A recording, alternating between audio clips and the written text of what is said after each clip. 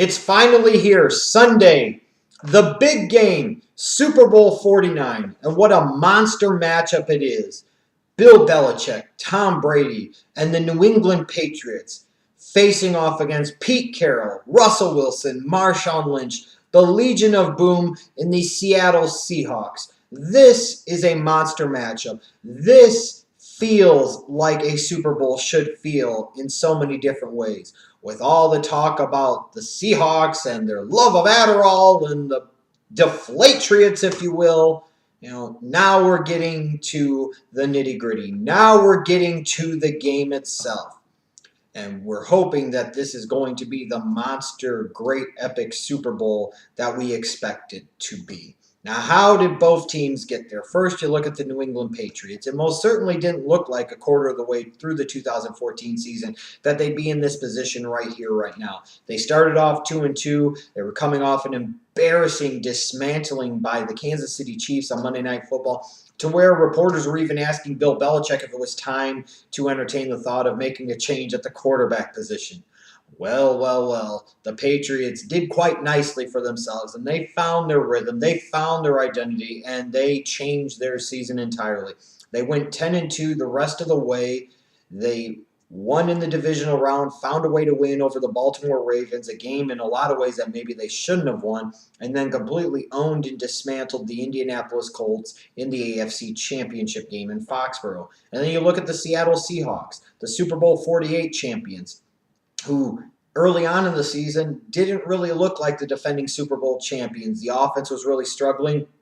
Russell Wilson really wasn't progressing in year 3 like many had anticipated. The Legion of Boom defense wasn't quite laying the boom quite like we had grown accustomed to expecting out of them. But after a 7-4 start, the Seahawks really found their rhythm and they really found their way. They won their last 5 games of the regular season. Then they beat the Panthers in Seattle in the divisional round, and then somehow, someway, found a way to do what champions do, which is win games that they should lose, beating the Green Bay Packers in overtime in the NFC Championship game. So here we are, the monster matchup. The Seattle Seahawks, the New England Patriots. This should hopefully be a really damn good one.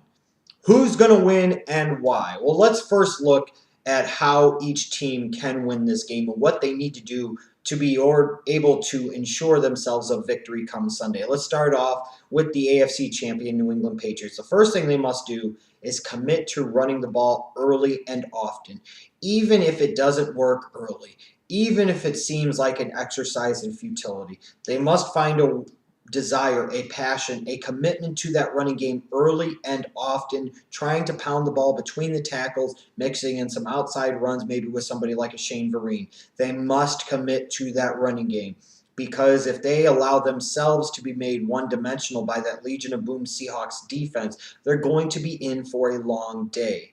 It's that running game that they can establish early that could also slow down that Seahawks pressure from that front four. And that's going to be key, because this Patriots team must be able to protect Tom Brady with no more than 6 blockers, and in a lot of cases 5. The type of speed rush that the Seahawks have can cause a lot of trouble for a team like the New England Patriots, similar to what you saw with the Denver Broncos last year in Super Bowl 48. If the Patriots can put some of the brakes on that up-the-field rush on the Seahawks by making themselves multidimensional on offense, establishing a physical identity, forcing the Seahawks to be cautious in what they do, and the Patriots can control the clock and control the identity of the game, it'll allow them to more effectively protect Tom Brady, and it could spell some disaster for the Seattle Seahawks. They also, in the passing game, need to get Amendola established early. For all the talk about the Richard Shermans and the Cam Chancellors and the Earl Thomases, once you get past the frontline starters on the Seahawks secondary, there's some weakness there, and it can be exploited via Byron Maxwell or especially a Jeremy Lane, their slot corner. And the Patriots must find a way to expose that flaw and exploit it and take advantage of it early. With 2 weeks to prepare, you would think that they would find a way to get Amendola involved out of the slot and Edelman involved out of the slot early and often. That's what they must do, because the Seahawks don't play a ton of matchup. Pretty much as they line up their guys where the guys go, and then you figure it out how to do it. They're going to determine what they do, and then you have to adjust, not vice versa. Well, the Patriots have to adjust, and one of the adjustments they need to make is getting those guys out of the slot, in particular Amendola, and this absolutely Edelman as well, established early. And when they do get into the red zone, unlike the Green Bay Packers in the NFC Championship game, where they had the chance to put the Seahawks out of their misery early by dominating up front, by dominating the turnover battle, by dominating time of possession, by dominating pretty much every aspect and putting touchdowns on the board, the Packers far too often settle for field goals. Playing the Seahawks defense, when you get an opportunity to put 6 on the board, you can't walk away with 3 or nothing. And the Patriots, when they do get into the red zone, if they get into the red zone, must find a way to come away with 6, not 3. Because if you're going to play a field goal game with the Seattle Seahawks, you are ultimately going to lose. Now, in terms of the Seahawks, here's some of the things that they must do in order to win this game and win their second straight Super Bowl championship. They must have Marshawn Lynch impose his will on this game early. Marshawn Lynch is the heart and soul, the ultimate identity of the Seahawks organization and team, even more so than that great secondary and that Legion of Boom defense. It's Marshawn Lynch that makes them go. And if he imposes his will early on this game, it's going to spell big trouble for the New England Patriots. You also have to have Russell Wilson protect the football. He played one of the worst games I've seen a big-time quarterback play in many years in that NFC Championship game. He was god-awful and terrible for most of the first 4 quarters of that game. And yet still found a way to make just enough plays for his team to win. But they can't have him repeat that type of performance. If he plays like that again, they're going to get their asses run out of Glendale, Arizona. There's no question about it. Russell Wilson needs to make some big plays, but he also needs to be able to, most importantly, protect the football. It's a fluke if you're going to sit there and have 5 turnovers and expect to win big-time football games in the playoffs. It's just not going to happen. You can't repeat what happened in the NFC Championship game. You just cannot. They must be able to, as well, to protect Russell Wilson. This was a big problem for the Seahawks offensive line, losing Justin Britt to that injury. Being able to protect Russell Wilson in the pocket against the Green Bay Packers. The Packers got a lot of pass rush in his face consistently through the first 3.5, almost 4 quarters of that NFC Championship game. The Patriots struggle at times to generate a great pass rush on the outside, but with Justin Britt being out of commission, they may very well be able to. So the Seahawks, as a result, have to be able to find a way to protect Wilson. They've got to also, on defense, be able to get pressure on Brady with their front 4. I will put it very simply. Just like I said last year heading into that Super Bowl against the Broncos. The biggest problem for the Broncos was that they were going to struggle with the Seahawks up front because the Seahawks could generate a pass rush with 4 or 5. If the Seahawks can consistently generate a pass rush with 4 or 5, I guarantee you the Patriots will not only lose, but lose convincingly. Because it will spell all types of nightmares and all types of problems and will force Brady into bad situations and he will make some big mistakes. The Seahawks must get that pass rush from their front 4 or 5. They get into a position where they have to blitz a lot, which is something they don't like to do, then they're in trouble. If they can't get to Brady with that front 4 or 5, maybe with Irvin blitzing on the outside, they're going to be in potentially a long day with New England short passing game. And then you look at Gronk. That's the key, too, on offense in terms of the Patriots. And as a result, the Seahawks have to find a way between Cam Chancellor and their athletic linebackers to be able to slow down and contain Gronk as much as they possibly can. When you look at this game, you can see a lot of different things playing out. You see a lot of different scenarios. You know, this is a Patriots team, for all we can say about the fact that they haven't won the Super Bowl in over a decade, and the last 2 times they made it, they lost to the Giants both times, and part of the reason was because of their struggles protecting Tom Brady against that Giants pass rush, especially in the first time they met in the Super Bowl. But this is also a Patriots team whose margin of error between having 3 Super Bowl titles or 4 or 5 is incredibly razor thin. You're talking about without that once-in-a-lifetime David Tyree catch, the Patriots have their 4th Super Bowl ring. You're talking about with that great Manningham catch and with Welker dropping the damn ball all of a sudden, if that doesn't happen, maybe the Patriots have 5 Super Bowls. You know, how much different the whole perspective could be. But this is also a Patriots team that's gotten to the certain point in certain years, and then they've been out physical, and they've been out toughed, and they've been outplayed. And there are some elements that could suggest that this could occur again. However, from the Seahawks standpoint, for as much as everybody wants to praise them as being so star-spangled awesome, they didn't exactly dominate Carolina in the divisional round. Even during the last portion of the regular season, you're playing teams like Arizona and you're playing teams like San Francisco and St. Louis. These are not exactly offensive juggernauts. And it's not exactly like the Seahawks were dominating great offenses. And then offensively themselves, there's been a lot of inconsistency there in terms of their ability to move the ball and put points up on the board.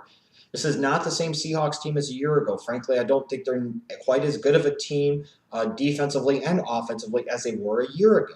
So just because they're back in this position and they won the Super Bowl last year is not a guarantee that they're going to sit there and do it again. Here are some of the things that I could see play out. Is that Russell Wilson's not going to have another stinker. It's just not going to happen. There's no way he's going to play like that, like he did in the NFC Championship game here in Super Bowl 49.